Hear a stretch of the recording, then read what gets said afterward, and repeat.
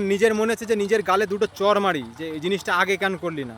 তোমাদেরকে আজকে একটা কথা আমি শেয়ার করব, কারণ অনেক দিন থেকে এই কথাটা আমি শেয়ার করিনি। এটার জন্য আমার মনে বিশাল কুড়ে খাচ্ছে। আমি জানি না ঠিকভাবে বলতে পারবো কিনা, আমি সেটাও আমি জানি না।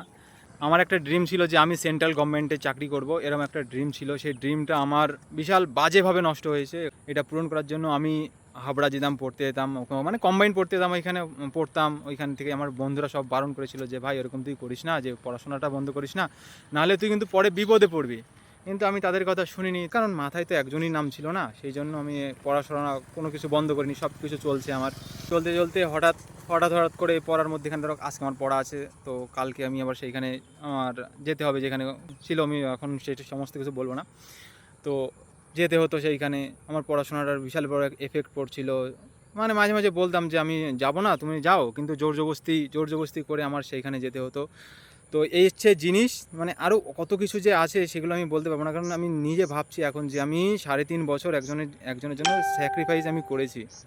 ওই স্যাক্রিফাইসটা যদি না করতাম আজকে আমি অন্য জায়গায় থাকতাম। আমি আমার বন্ধুদের সাথে আমি আজকে পড়াশোনা করতে পারতাম, দিব্যি এতদিন হয়তো কোনো আমি একটা চাকরিও পেতাম, কারণ চাকরি পড়াশোনা ভালো চলছিল আমার। তো এখন নিজের পর যা রাগ হচ্ছে না, যে কেন তুই এই জিনিসটা কেন করলি। আমি ভালোভাবে বুঝলাম যে ভাই তুমি দাঁত থাকলে দাঁতের মর্ম দাও না। এখন দাঁত যেই পড়ে গেছে সেই তোমার মর্মটা বুঝতে পারছো যে কী জিনিসটা তুমি ভুল করেছো তুমি।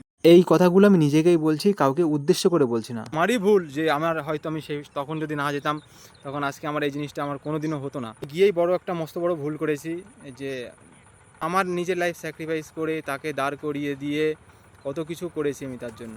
বুঝেছি যে জিনিসগুলো নিজের লাইফটা অন্তত নিজের লাইফে নিজে সব কিছু অন্তত পূরণ করো, না হলে পরের ওই যে অন্য কারোর জন্য নিজের লাইফ স্যাক্রিফাইস করাটা আমার কেমন যেন একটা লাগে। যে নিজের লাইফ স্যাক্রিফাইস করে তখন তোমার কথা শুনতে হয় যে তুমি কী করো, কী কাজ করো ভাই। যে কিছু কিছু মানুষ আছে যে নিজের স্বার্থের জন্য ভাই একটা ছেলের মানে স্বপ্নকে ধ্বংস করতে পারে। তো স্যাক্রিফাইস করেছিলাম, সেই জন্য আমার কেরিয়ারটা না নষ্ট হয়ে গেছে। সেই কেরিয়ার কেমন 3.5 বছর তো আমি আর ফেরত পাবো না। যে 3.5খানা বছর আমার আমার আমার গেছে, সেই 3.5 বছর তো আমি আর ফেরত পাবো না। তাই এখন নিজের মনে হচ্ছে যে নিজের গালে দুটো চড় মারি, যে এই জিনিসটা আগে কেন করলি না। যদি চড় মারতে পারতাম নিজের গালে, অবশ্যই সেই জিনিসটা ঠিক হতো।